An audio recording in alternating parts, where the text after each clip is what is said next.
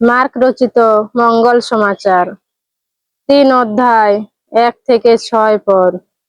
পাঠের বিষয় অসহায় মানুষকে সাহায্য করা, বিশ্রামবারেও ধর্মসম্মত কাজ। যিশু একদিন সমাজগৃহে গেছেন। সেই সময় একজন লোক সেখানে ছিল, যার একটি হাত নুলো। যিশু বিশ্রামবারে তাকে সারিয়ে তোলেন কিনা তা দেখবার জন্যে ফরিসীরা লক্ষ্য রাখছিলেন, তার বিরুদ্ধে যাতে একটা অভিযোগ আনা যায়। নুলো লোকটিকে যিশু বললেন, ওঠো, সামনে এগিয়ে এসো।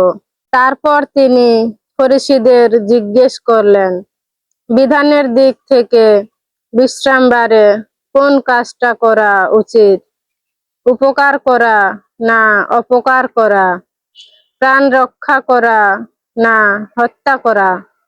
তারা কিন্তু চুপ করে রইলেন।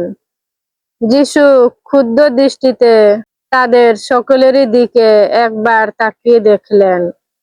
তাদের হৃদয় এমন কঠিন দেখে তিনি ক্ষুব্ধ হলেন। তিনি তখন সে লোকটিকে বললেন, হাত বাড়াও। সে হাত বাড়ালো, আর তার হাতটিও তখন সুস্থ স্বাভাবিক হয়ে উঠল। ফরিসীরা বাইরে গিয়ে তখনই হেরোদের দলের সঙ্গে যিশুর বিরুদ্ধে চক্রান্ত করতে বসলেন, কিভাবে তাকে ধ্বংস করা যায়। প্রভুর বাণী। প্রভুর জয় হোক।